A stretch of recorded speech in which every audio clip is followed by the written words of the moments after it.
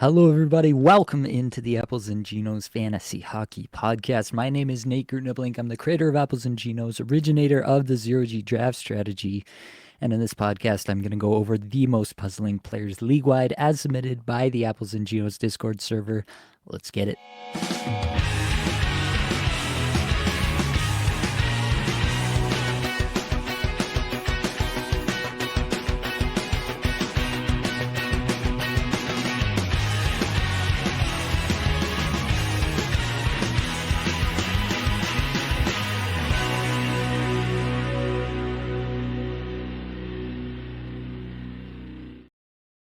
Welcome on in, everyone, to this wonderful Monday evening. Hopefully, you have teams alive for a fantasy championship, unlike myself. I'm very down in the dumps, but hopefully, some people have some good stories. Put them in the comments if you're watching this live and you've got a story of your team in the finals or in the semifinals, depending on when your matchups go till. Let me have it. Tell me about your hopes and aspirations. Let me live vicariously through you on this fine Monday evening. Before I got a few comments, Josh was in here early. Drop Brock Besser for Morgan Frost. Need to know ASAP because they play at 8:30. I can fit him in both days before Brock Besser even plays. We can check this out side by side, do a little compare and contrast. Both guys getting some significant minutes. Both guys 3 points in the last 5 games. Yeah, about 20 minutes each for both of them. 199 shots per 60, 182 individual scoring chances, 4 per 60 for Besser, 259 shots per 60 and 171 individual scoring chances, 4 per 60 for Frost. The on ice numbers are better for Frost. I believe both, I'm going to double check this here, but I believe both are on the top power play units on their respective squads. Frost is there with Coronado, Huberto, and Kadri. And then Vancouver, I mean, what is the top power play? It's probably the unit with Brock Besser on it anyway. And he is there with Pius Suter, Jake DeBrusk, and Jonathan Lekkerimäki. This is a good question. I am inclined to stick with Besser. I think it might come down to schedule, honestly. They're very close. Colorado and Utah are the next 2 games for Calgary. Then they play Anaheim and Vegas on the back end. Brock Besser where's Vancouver at here? I have this sorted by their schedules, not by the alphabetical. Brock Besser goes Wednesday and then Saturday, Sunday. Seattle, Anaheim, Vegas. I think it might be enough that you're getting the extra game played here, that it might be worth it in my eyes. Assuming that you are. Oh, you're only going for 2 starts, Josh is in the chat. Only for 2 starts? Honestly, yeah, because you might even be able to just go back to Besser after that and get his 3 games after that, or at least 2 of them on the off nights. So, yeah, I don't mind that at all. I think that's a pretty solid option. If there's anybody else on Calgary, like I might prefer Coronado to Frost actually, personally, but I think that's a pretty solid strategy. I think that's a good move in my books. Also, both Marchand and Verhaeghe are off waiver wire tomorrow. Which one should I waste my number one waiver wire claim on? That's a good question as well. Both on power play 2 as of the last time we saw them. I don't think there's anything new on the no, there's nothing new in the lines today announced by the beat reporters or anything. So they are both on power play 2 at the moment. Both Verhaeghe's got the better even strength spot. What did Marchand play? He might not even show up in the sheet. Oh, yeah, he does 16 minutes average. Verhaeghe somewhere in that range as well. A little bit over 17. I still like Verhaeghe's underlying metrics a little bit better. I would still go Verhaeghe personally, but it does feel like a bit of a toss-up. Lost Ones is here. Let's get it. Dynasty Dave, hashtag 0G. Appreciate it. CG, in a weekly locked points, have Nylander and Panarin only 2 games. Benched both feels wrong. Put in Slav and Jenner off waiver wire because they have 4 games. What would you have done? Ooh, that is tough. Nylander and Panarin for 2 games. Toronto plays Florida and Columbus, and the Rangers play Minnesota and New Jersey. I guess those are relatively middle of the road. opponents in terms of potential goal scoring against. Florida's not a great one, but Columbus is a pretty good one for the Leafs. Minnesota and New Jersey are kind of on opposite sides of middle ground for the Rangers. Slav and Jenner versus Nylander and Panarin. It does feel wrong, but it is hard to say which one is the wrong one. Um, hmm. I do like what Columbus has this week. They've got Nashville to start. Jenner's on the top power play at the moment. Slavkovsky's been doing better. They start with Florida this week, Montreal does, but then they go Boston, Philadelphia, Nashville to end the week, which is a really nice schedule. I'm curious actually what Slavkovsky's underlying stats look like. Oh, he's got the accent on his name. I need to copy it in from somewhere. Juraj Slavkovsky. Got to get it from somewhere that has the accent on his name correctly. Copy it from over here. Hopefully this works. There we go. Yeah, 75th individual scoring chances, 4 per 60. I think I would have gone Slavkovsky at least over one of them with the 4 games and the ease of schedule. The real question would be, I think I would have kept one of them. And honestly, it's tough to say Nylander or Panarin versus Jenner. I would have tried to keep one of them. I think Nylander's been hotter as of late, but Panarin could pop off in any given game as well. They both have 6 points in their last 5 games. Panarin's actually got better underlying numbers the last little bit, so maybe I'd go Panarin. Razor thin edge there, though. Very interesting in a weekly lock like that. All right. Josh says, so Coronado over Frost. I would, personally. Pucks and Grooves. Hey, Nate, thanks for all the helpful content. Went 18-3 in a 12-man. Was first all season. Lost in my semis this week. Super upset. Any advice? Just sucks losing when you put your all into it. John Tavares absolutely destroyed me. Yeah, I said it on the show yesterday, but similar story for me in Cacuffle Tier 1. I went 17-4. Hadn't lost since 2024. I was undefeated in the new year. Got the bye. Was doing everything right. Had 9 extra games played on my opponent for the week, and yeah, I got destroyed by Kucherov and some others.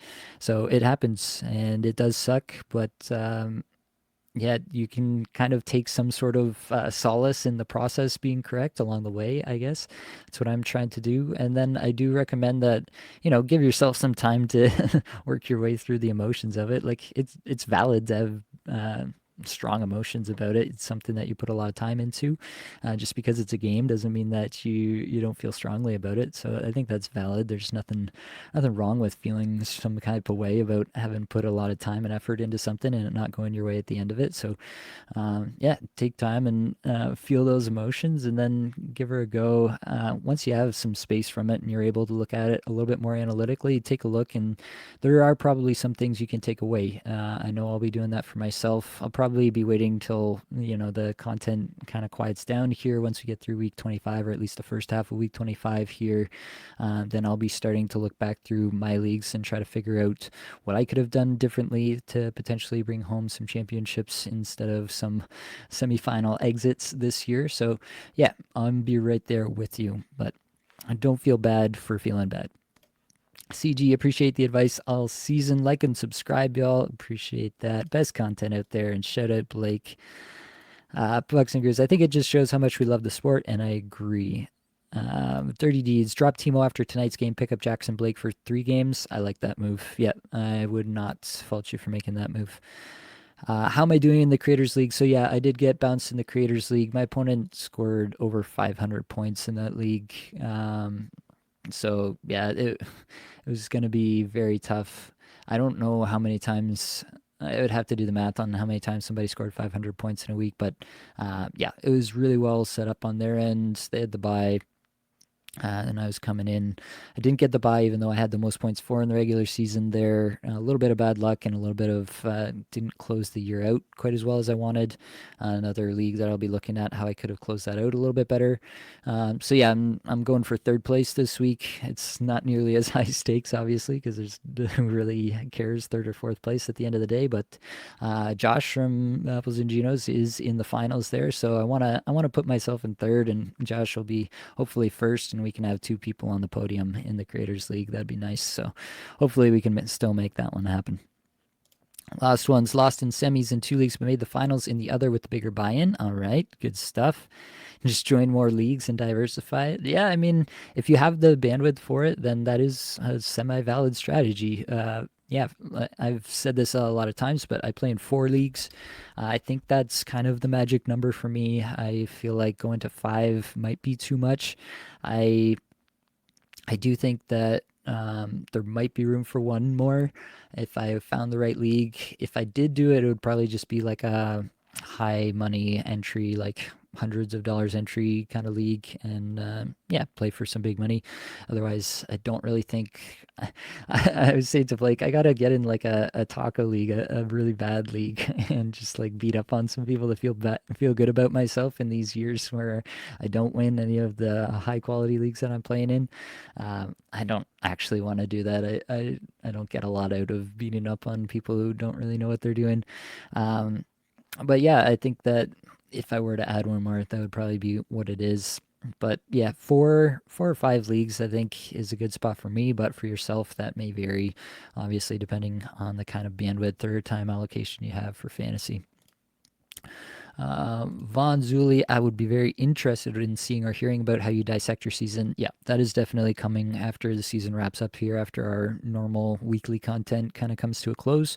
Blake and I will both be doing that for our respective seasons, delving into at least our most interesting leagues. I think I'll be able to get through all 4 of my leagues in a reasonable time frame, but I do want to do them justice. I do want to dig pretty deep and take away some real yeah, some real learning spots or lessons learned for next year. So I do think that I can do that. Who would you say are the best pickups for this week? Did you guys talk about it on the flagship show? Didn't get a chance to check it out yet. If you go back one more before the flagship show to the waiver wire show, that's where you'll find all that. Yeah, you can definitely check that out. It's probably around the. Actually, why don't I just look it up for a minute? I could do that very quickly. If you go back to the waiver wire show, the week 24 preview, and you go to, where was it? Here it is. If you go to about 1 hour and 6 minute mark, right around there is where I start going through the list. Rossi, Donato, Teravine, and Bertuzzi. A lot of these guys with the off nights are the guys that I was talking about there. Lost ones, 4 leagues, and without Kaprizov too, you got a seriously strong mental. Yeah, yeah, I had Kaprizov in 3 leagues, so that obviously didn't help my final results here. Helped me get there, I guess, for the games that he did play. I think I looked at it. I thought he played more of the season, but he only played like 37 games. I gotta look this up again. Kaprizov. Kirill Kaprizov, yeah, he played 37 games and scored 52 points. So he didn't even play half the season. Maybe he'll get into 4 more games and it'll be half the season here. But yeah, that is rough. I mean, it's hard to take the first round pick off of any team and hope to do well. And I still did okay, but it wasn't enough in the end. All right. That's that in the comments for now. Keep them coming. If you got questions relating to who to pick up or what moves to make, do let me know if this is your finals week, week 24, or if you're going in and you got week 25 coming up as well, and you need to kind of think about that. If you're in semifinals or finals, that does kind of influence some of the answers I might make. So if you're going to leave some comments, throw that in there as well. Last one, Von Zuli, can we throw Cooley on the list since we have Gunther and Schmaltz? Yeah. Right off the top, we're going to start with Gunther, Keller, Schmaltz, and we can absolutely, let me replace Cole Caulfield, and then I'll put him back in after the fact. Logan Cooley we can throw in as well. So Dylan Gunther in particular was the highest requested player in the Apples and Jews Discord server this particular Monday. He's got just 2 points in the last 5 games, 60.5 minutes average time on ice, 142 shots per 60, 66 in individual scoring chances, 4 per 60, 206 in on ice Corsi, 4 per 60, and 295 in on ice scoring chances, 4 per 60. That stands in pretty stark contrast to that individual scoring chances for number. So you can tell that he is not getting a ton of support there from the rest of the Utah Hockey Club. They did mess up these lines against the Blackhawks, which is pretty interesting. So they went with Gunther on the top line with Cooley and Keller, and Schmaltz was demoted to the Hayton Yamamoto line. So that's an interesting development for sure.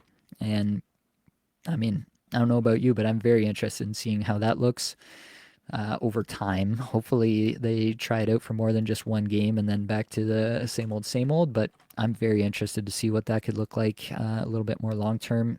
He did only play 15 minutes, 19 seconds. They won 5-2, so um, it wasn't like a barn burner, I guess, end to end. But his shots have obviously fallen off a little bit here. He's only got one shot in the last two games as well, in each of the last two games, I should say.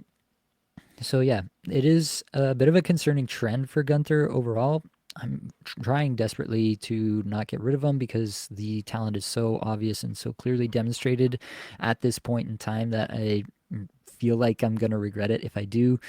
That being said, Utah plays Calgary, Los Angeles, Winnipeg this week. Very tough defensive environments that they're going to play against.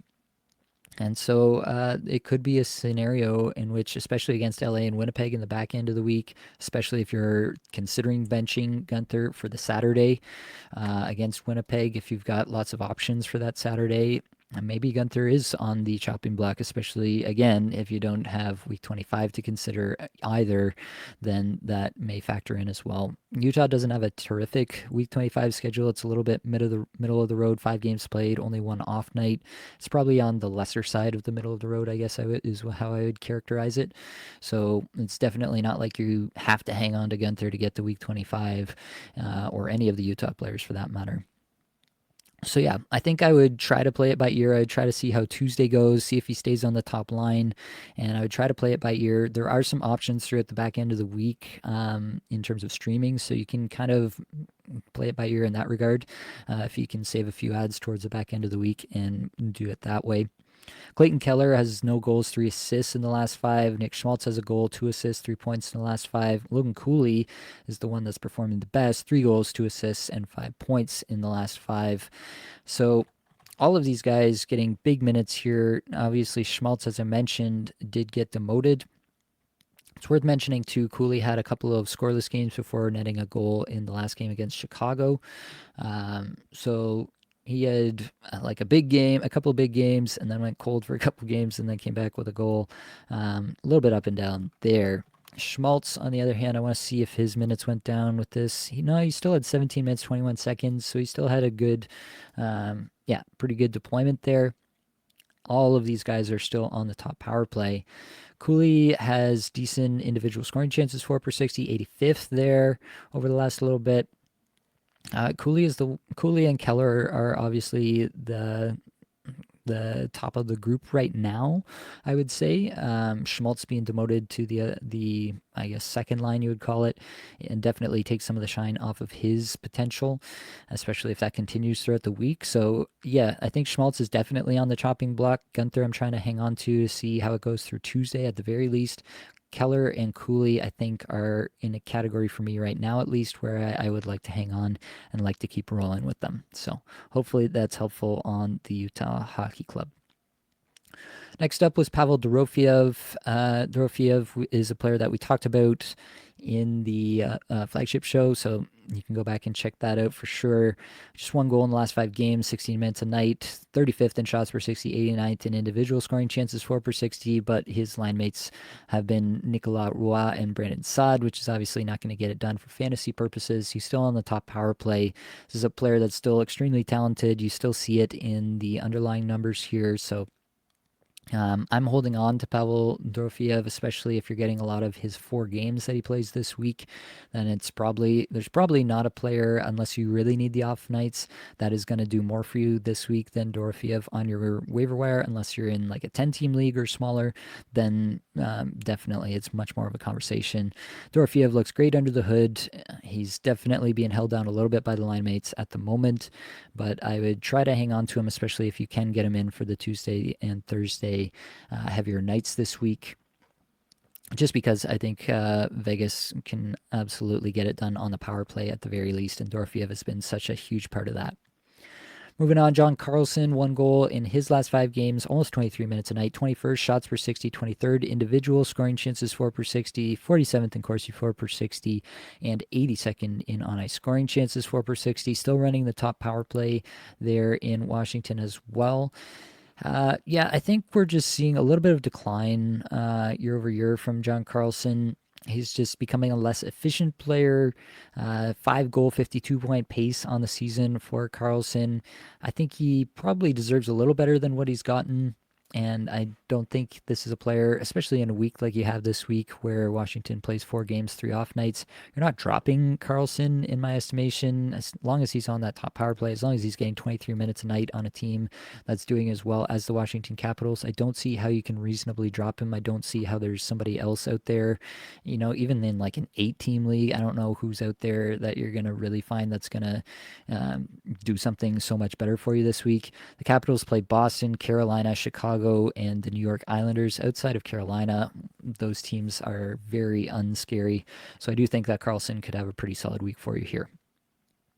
Travis Konechny next up, another player that Blake and I talked about on the flagship show. 2 goals, 4 assists, 6 points in his last 5, almost 20 minutes a night. 93rd shots per 60, 134 individual scoring chances, 4 per 60, 118 on ice Corsi, 4 per 60, 109 in on ice scoring chances, 4 per 60.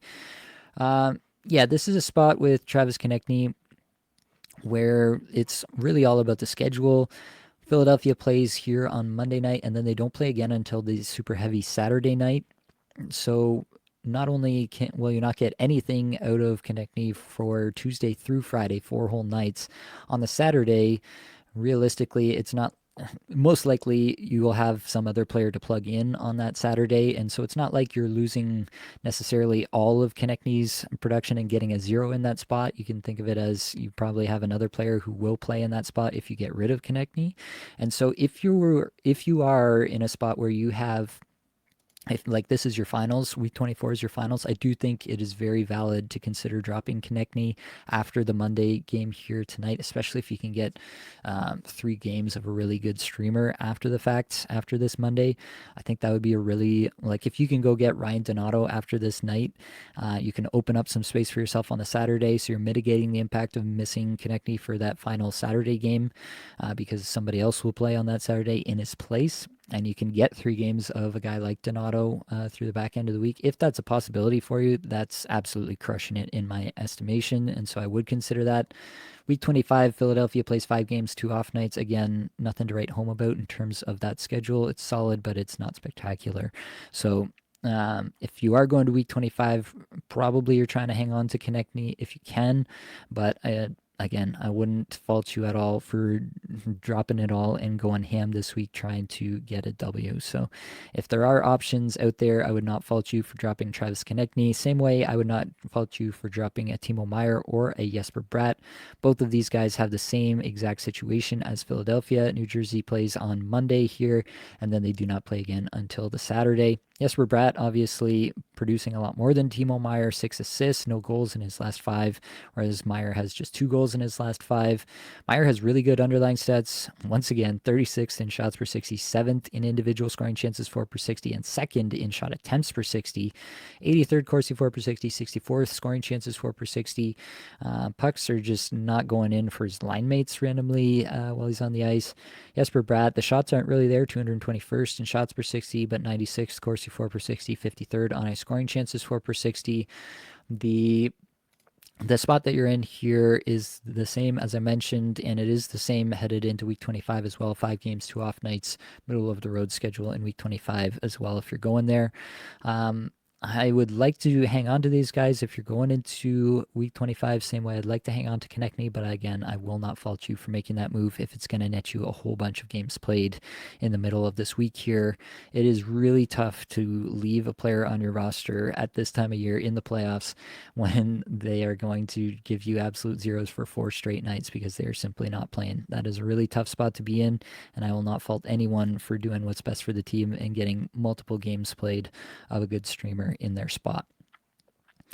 Kevin Fiala here, 2 goals, 1 assist, 3 points in his last 5, just over 18 minutes average time on ice, 58 shots per 60, 177 individual scoring chances, 4 per 60, 92nd Corsi, 4 per 60, 82nd in on ice scoring chances, 4 per 60.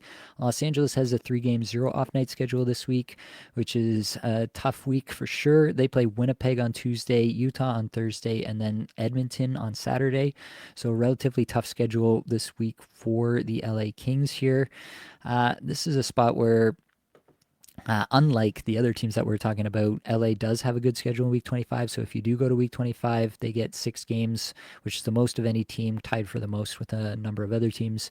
6 games played, 3 off nights in week 25. So it's a good schedule beyond this week. So if you go into week 25, I think you are trying to hold on to Fiala here. He's still in a good spot in terms of the lineup, in terms of the potential production. We've seen we've seen their ability to blow up against a lesser opponent in the San Jose Sharks here on Sunday. And Fiala still line one, still playing with Quentin Byfield at even strength. Still a good spot for him to produce moving forward. I don't think he's going to be point per game rest of season, but I think he is going to be above streamer level in the vast majority of leagues. All right, let's see what we got. Back to the comments. Do we think Vitek Vanacek would be worth a pickup this week with Florida's 2 back-to-backs? He's probably guaranteed 2 starts, I'd imagine. I mean, I don't really like the idea of picking up Vitek Vanacek, but it does feel pretty likely that he is going to get 2 starts here. They play Montreal and Toronto back-to-back, and then they go Ottawa, Detroit back-to-back. If you got the easier of those games with the Montreal and Detroit games, I'd feel a lot better about it, but I don't really know how they'll go about it just yet. I don't think they've declared a starter for Tuesday's game here. So it could be rough if you get Toronto on the back half of a back-to-back and Vanacek is just kind of tossed to the Wolves there. You know that the Leafs are going to have their ears pinned back for that game. Florida coming off a game the night before, and it's a major, major playoff seeding implication game against Toronto there. That would be a tough spot for Vanacek to be in. But if this is, if it's like a 14, 16 team league and Vanacek is the guy out there, I think that it's at least a thought that you can have. There might be other thoughts I'd prefer to have, but it's at least a thought you can have for sure. CG, weekly lock points. Off nights don't matter, no riffs. Need to drop Morgan Riley, 2, because only 2 games. Who would you have claimed off the waiver wire to replace him? Blankenberg, Lowright, Levshunov, or Anderson all play 4 games. Chicago only plays 3 games this week, I think, unless I'm mistaken your meaning here. I think, honestly, man, that is kind of rough. I want to go with Anderson. I think I would go with Anderson for the 4 games. If Levshunov had 4 games, actually had 4 games, then I might have gone that route. Lowry has kind of burned me a little bit. I picked him up in a few spots after the early returns were good, and then he kind of went the way of the dodo bird. Yeah, that's been a tough spot there. The minutes in the last game, I think he was sick, is what I had heard, but he only skated, I think, 16 minutes in the last game. So that wasn't a good look. That was a little bit tough to see. 1644 did register an assist. Yeah, I think I would go with Anderson there, and it looks like that's what you did as well. All right, back to the list. You thought I forgot, but I am going to put Cole Caulfield back in there because we got to talk about how he's only got 1 goal, 1 assist, and 2 points in his last 5. Almost 19 minutes average time on ice, 97 shots per 60, 214 in individual scoring chances, 4 per 60, 26th in Corsi, 4 per 60, 102 in on ice scoring chances, 4 per 60. Thing with Montreal is good schedule this week, 4 games played this week and 5 games in week 25 with 3 off nights. So again, a bit of a middle of the road schedule, a little bit better on the off nights than some of the other teams we've been talking about. I can't really go away from Caulfield. It feels just as likely that he's going to get super hot in the last few games here as he will stay cold. I don't have a lot of, he's done this pretty consistently throughout the year. He's a goal scorer. Goal scorers have these kind of hot and cold streaks. What better way to get hot? The back end of the week playing Boston, Philadelphia, Nashville, 3 teams way out of the race here. And Montreal obviously needs the points to stay hot in their playoff chase here. I feel like it's a really good spot where Caulfield could come out of this week with like 4 goals, and it wouldn't surprise me in the slightest. The returns at this exact moment are not looking good, but the deployment is there, the minutes are there. I'm still rocking with Cole Caulfield every night of the week this week. All right. We did have a question to compare and contrast Gabe Perreault and Ryan Leonard, who are NCAA players who just signed with their respective teams. Gabe Perreault with the New York Rangers, Ryan Leonard with the Washington Capitals, as their seasons in the NCAA wrapped up. So this will be interesting. Both of these players signing their contracts ostensibly to jump right to the NHL and try to make an impact over the last little bit of the season here. Be interested to see where they slot in the lineups because obviously that's going to be the first question. But to give you an idea of who these two players are, both are high pedigree players, first round picks. Gabriel Perreault had a has played 2 seasons now in the NCAA. In his first season, 23-24, he goes for 19 goals, 41 assists, 60 points in 36 games for Boston College. This year, 16 goals, 32 points, 32 assists, rather 48 points in 37 games this year. Apparently, he's been bulking up, trying to get better for the situation that will be here in the NHL and potentially playing a little bit more on the defensive side of the puck, which is not something he was known for as a prospect. Ryan Leonard, actually very similar statistics, just more on the goals side. Playing also for Boston College here, 31 goals, 29 assists, 60 points in his first season in 41 games. And then 30 goals, 19 assists, 49 points in 37 games this year. Ryan Leonard is a bit more pro ready, is kind of the assessment that most people have. He's 6 foot, he's 201, according to Hockey DB. So he's maybe fits the prototypical NHL mold already in terms of body development, at least. I think that you'll probably get a little bit more out of Ryan Leonard, but I don't know that there's a top 6 spot earmarked for him. I don't know that there's a top 6 spot earmarked for either of these players, to be fair. But could they, like, the Rangers in this last game had Trocheck, Panarin, and Brennan Othman as a line. I could easily see Perreault getting in on a line like that in place of Othman.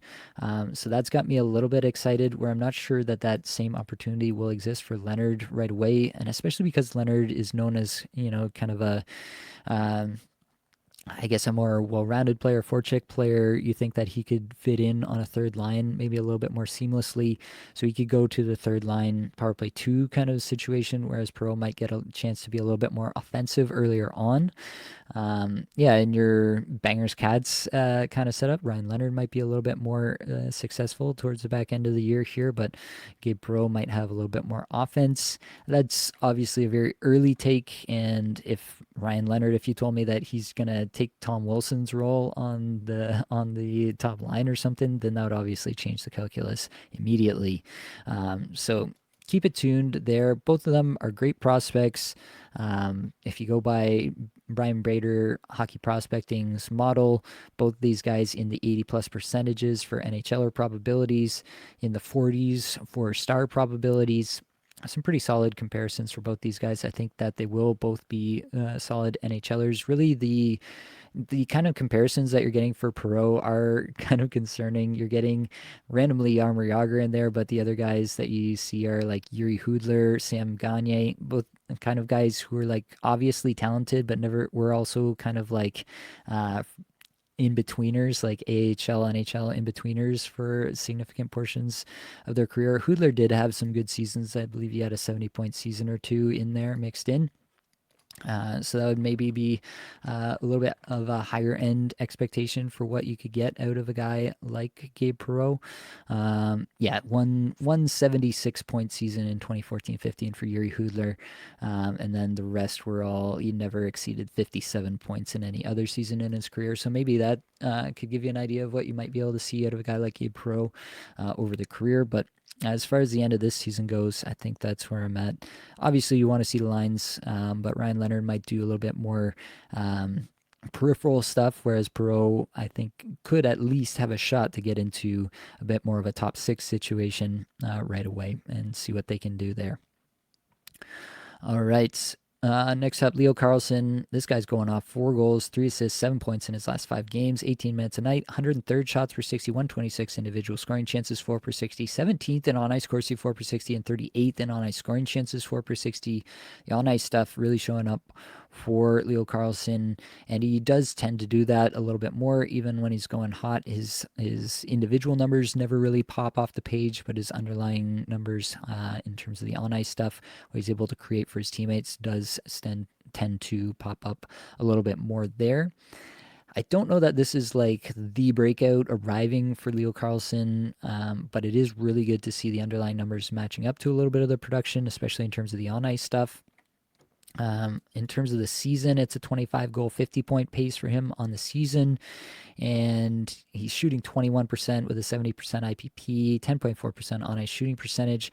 I think maybe he deserves to have like 5 less goals and 5 more assists, something like that.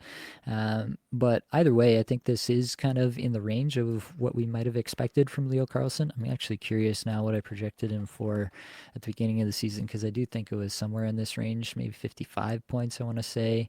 I had him for 22 goals and 57 points. So if he stays hot for a little bit longer, he could get close to those numbers in terms of the point percentage. He's just about there in terms of the goals already. But yeah, it's a good sign from a guy who's obviously highly drafted, third overall pick.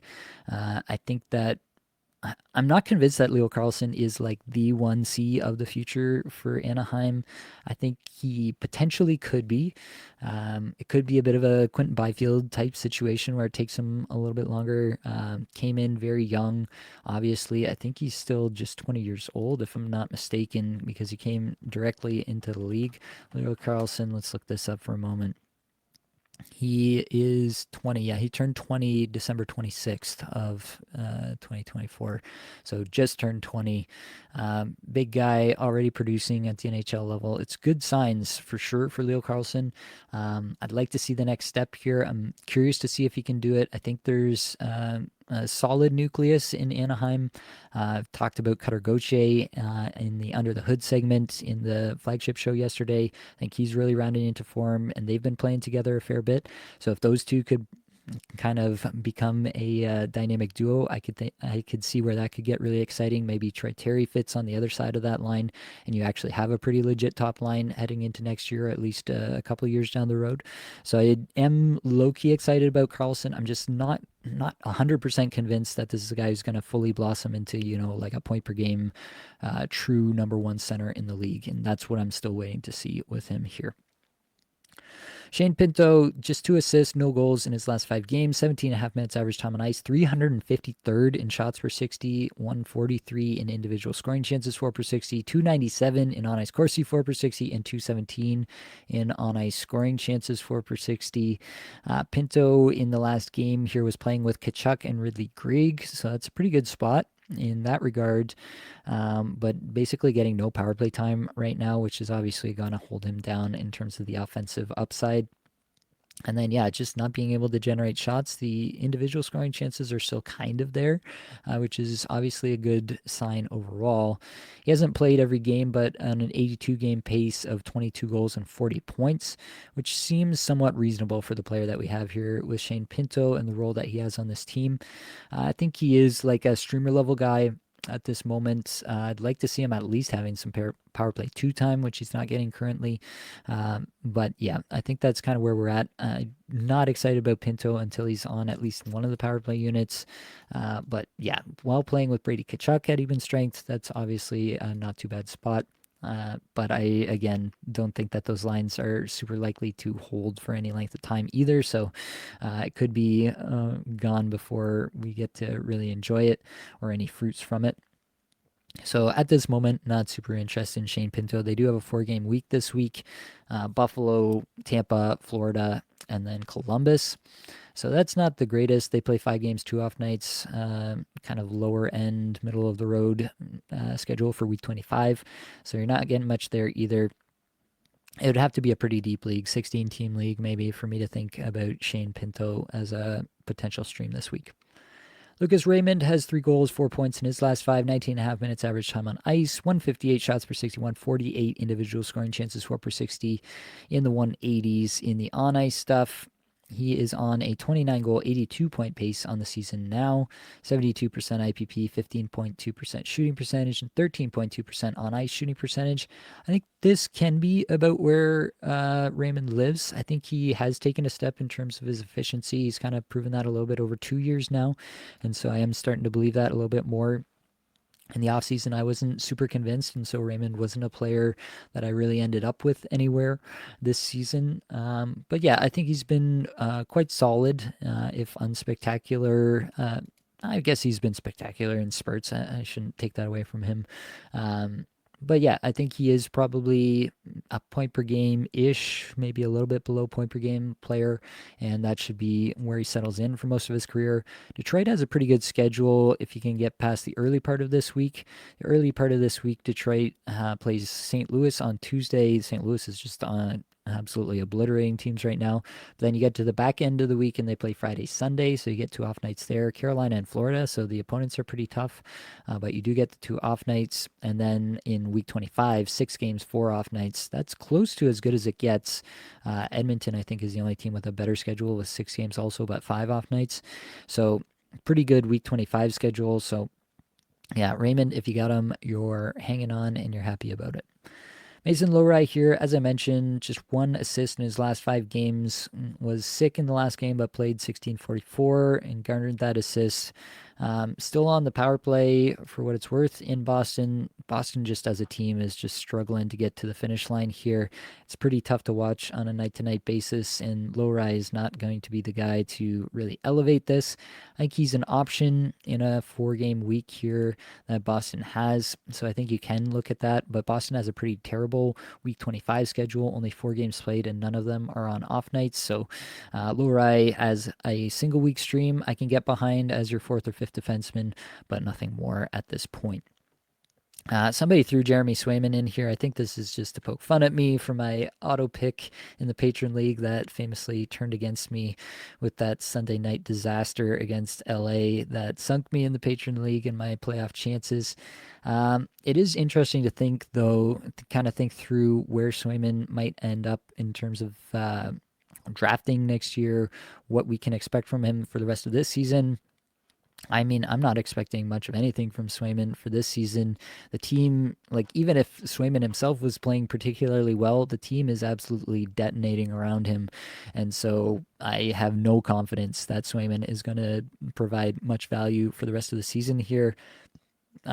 There's a lot of other goaltenders that I'd rather have on my roster over Jeremy Swayman right now, and I think a lot of other people out there feel similarly. I don't even think that it's a guarantee that he gets like starter, like they could just rotate.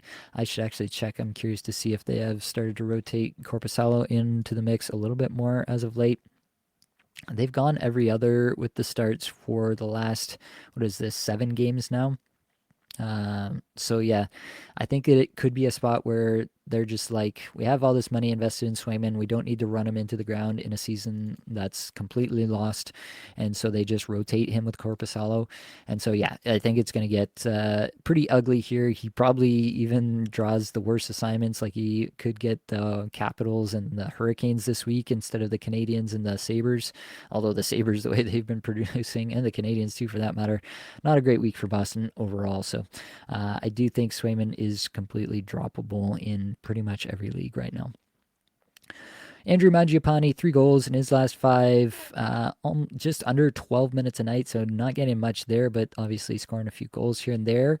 145th shots per 60, 111 individual scoring chances 4 per 60, 58th Corsi 4 per 60, and 144 in on ice scoring chances 4 per 60. I want to check who he's been playing with. In the last game, it was Lars Eller, Taylor Radish. That's not a good look, and he's on power play 2 with Connor McMichael. Yeah, this is just a little bit of a blip in as far as I'm concerned.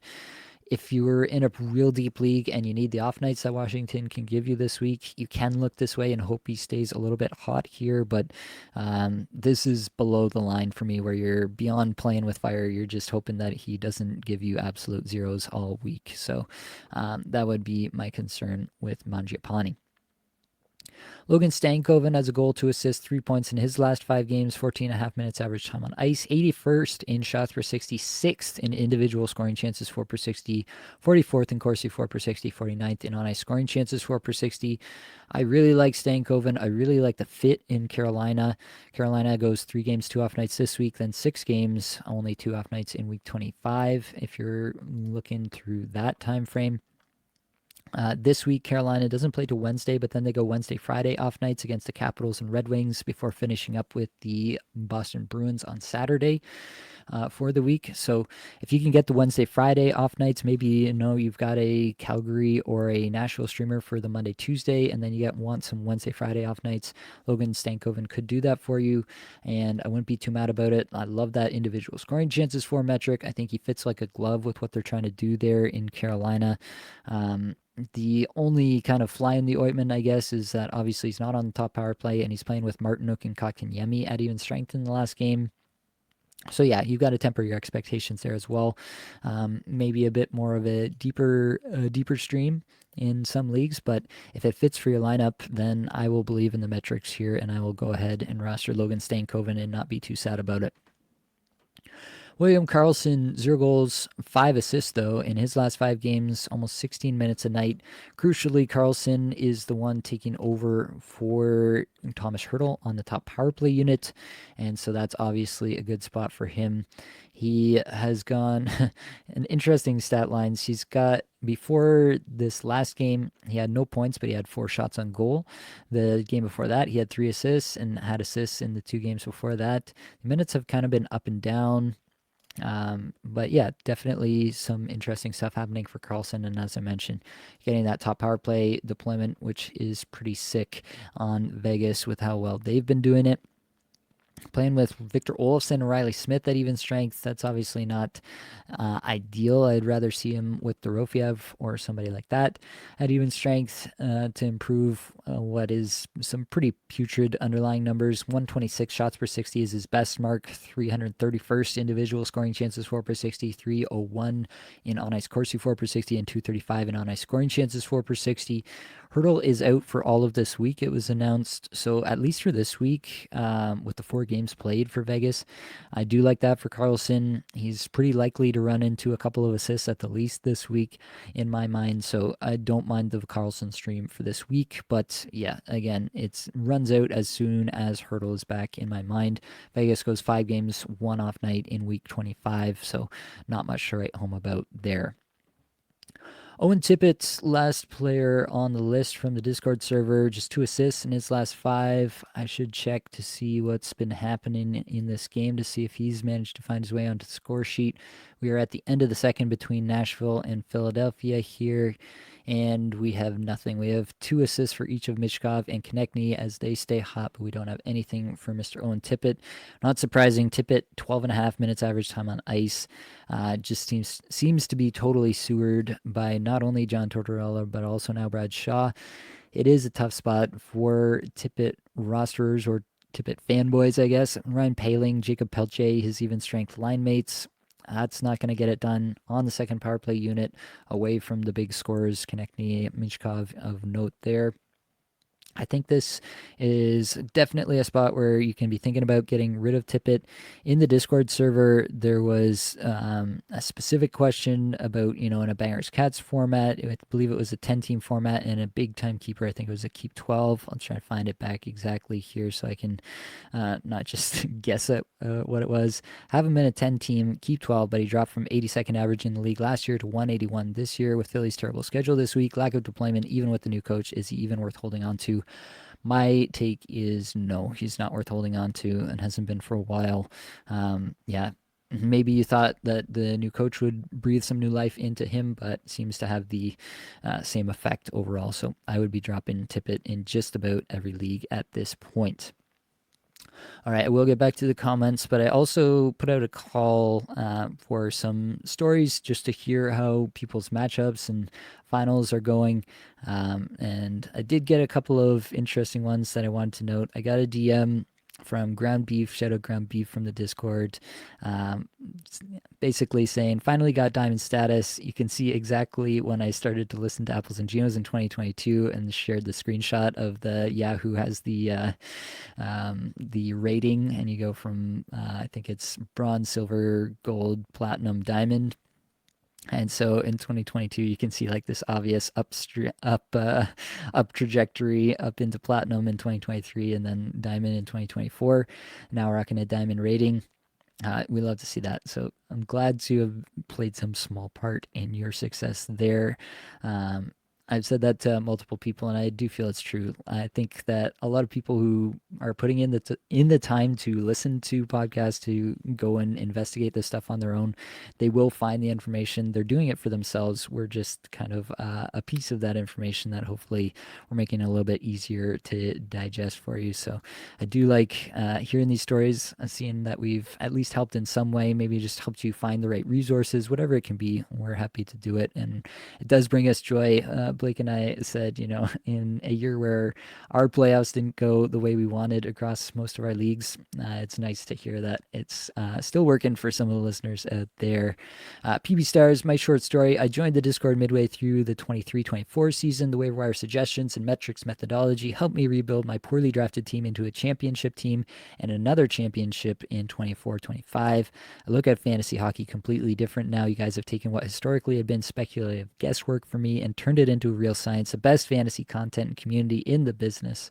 Appreciate you, PB Stars, and happy to be a part of that success as well. It's a great story. And definitely, if you got those stories, drop them in that content team mailbag or drop them in the comments of this video or the podcast, wherever you're listening, wherever you're watching. Would like to hear as many of those stories as we can collect. Yeah, just love to be a small part of people's joy around fantasy hockey. If you've got some sad stories as well, we are happy to commiserate with you too. Don't worry, we can do that with the best of them as well. All right, back to the comments to finish this one out. With the season drawing to a close, is there already a player on mind that you'll be looking to gain some draft capital on next year? Urensky for next season. Yeah, I haven't done the deep dive that I do in the off season, obviously. So there are some players that I'm thinking about that I think will be some of these players. We've talked about Carter Verhaeghe being the unluckiest player in the NHL this year. So I do think that he will be a very undervalued asset in drafts next year. And I'll be very interested in acquiring him. Um, but definitely, I think we will be digging deep to find some of these players. That is going to be a part, shameless plug again for the Patreon, but in April, probably after week 25, we'll still be in April. And instead of puzzling players on a Monday night, I'll do the patron only podcast there. And I'll be digging into some of these players that I've identified already. So giving you a head start on next year. If you want to join the $2 a month Patreon tier, the supporter tier, then you'll get access to that towards the back end of April. So yeah, maybe that's something you want to investigate. Eric B, thoughts on Owen Tippett going forward in keeper league? Seems to be performing worse with Torts gone while everybody's else's offense has been ramping up. So yeah, talked about Tippett already. Hopefully you got that one there. Eric, Mr. C, sorry Nate, just tuning in. Did you get to Dobson? Thinking about bailing on him for DeSmith, have Blackwood and Kemper. Yeah, no Dobson we can throw in real quick. 3 assists in the last 5, 21 and a quarter minutes average time on ice, 18th shots per 60, 9th individual scoring chances 4 per 60, 38th Corsi 4 per 60, 37th in scoring chances 4 per 60. Underlying numbers are not too bad for Noah Dobson here. He's been on the top power play alongside Tony DeAngelo there, Bo Horvat, Anders Lee, Kyle Palmieri, the forwards on that unit. I am still hanging on to Dobson personally. It is a tough week for the Islanders this week. There is no doubt. They play the Lightning, the Wild, and the Capitals this week. That is a rough go, no doubt about it. So that may be of consideration for you, but it would have to be a really strong team, or a really strong streamer, I should say, for you to consider moving away from Dobson. In my estimation, if you're going to week 25, the Islanders do have 6 games, only one off night, but 6 games in week 25 for a defenseman. That's probably more to the games played than the off nights that you care about. Noah Dobson, I think, should do better than what he's done so far. The 3 assists are something at least, but I do think that some goals will come along with it, even with the Islanders not being exactly an offensive juggernaut. Dobby's plus minus is killing me, and I'm heavy with Dobby, Doughty, Zach Werenski, Sider, Darlene, and Luke. Wow. That's quite a run of defensemen. I think I would still, yeah, the plus minus is rough. That is a real consideration in this group. I'm trying to think if there's anything to be done there. And you're in finals this week. that does change the equation a little bit if you're in a plus minus league for sure. I don't know. It's kind of just equalizing it for me. Like, um, Doughty is still like Doughty is not a player that I think is going to change a lot for you in your matchups. Where I think Dobson could have like a pop off situation, whereas Doughty, I feel very confident is not going to do that for you. However, if you need the plus minus, then maybe that's a stronger consideration there. Um, I think I would still go with Dobson over Doughty, but if it is really just his plus minus that is killing you, and yeah, with a tough week this week, in terms of the opponents, I can see it. I can definitely see it. Tampa Bay definitely will do that to some people. Washington definitely will do that to some people as well. LA, who does LA play again? I think I mentioned this. They play Winnipeg and Edmonton and Utah, some teams that can score goals. Even though LA is a good defensive environment, it's a tough look. Um, it's a very it is really about whether you need the offense of Dobson versus the plus minus, I guess, of Doughty, and I guess that's the best way I can frame it. Um, and yeah, I guess only you can decide how badly you think you need one versus the other for this week. I think if anyone pops off for 5 points in 3 games, it's definitely Dobson. But if anyone sinks you on plus minus, it's also Dobson. So it is a bit of a boom bust situation there. No problem. Would you be worried to draft Kaprizov Hughes next year with the injuries this year? This is a good spot to end it off. Basically, no. Hughes is a little bit more concerning because he's repeatedly injured shoulders, and I have a buddy who's separated a shoulder more times than he can count, and it's just like a constant thing where now there's so much damage that the shoulder just moves in ways that it shouldn't, and so it's a constant problem. And obviously, I don't have Hughes' medical records or anything, but that is a consideration now that he's had so many shoulder issues. To what extent will this kind of always be an issue for him? We don't know, but it does give you some pause. So I think that I won't fault people for taking a little bit more of a cautious approach to Jack Hughes next year. That being said, the incredible upside there, the 115 plus point upside of Jack Hughes is still so good that I think I'll be happy to roster him. Like, even Kaprizov this year with the 37 games that he played, he was a big part of getting my teams in a good spot in those 37 games that he played, in those weeks I did play. And then I was able to build up my team kind of throughout the season to withstand the loss of Kaprizov. And so I'm, especially with high end players, I'm willing to kind of take the good with the bad there. It hurts so much more that you're missing these players for playoffs. If these injuries had happened in the early year and you got them back and they were just crushing it right now, no one would be talking about this. So it is kind of a little bit of the timing of the injuries that's really hurting people. You can argue that injuries are more likely to happen a little bit later in the year when everybody's a little bit more banged up. I would like to see some data on that before making any proclamation about that. But yeah, for myself personally, I think a moderate amount of caution is warranted with Hughes, just because we could be looking at a situation where there is repetitive injury risk. With Kaprizov, this really does feel like just a one-off situation, and he should be good to go again. Not like he's going to be back on the team this year. We'll get to get a good look, and hopefully he looks great in the playoffs, and we have no worries going into next year.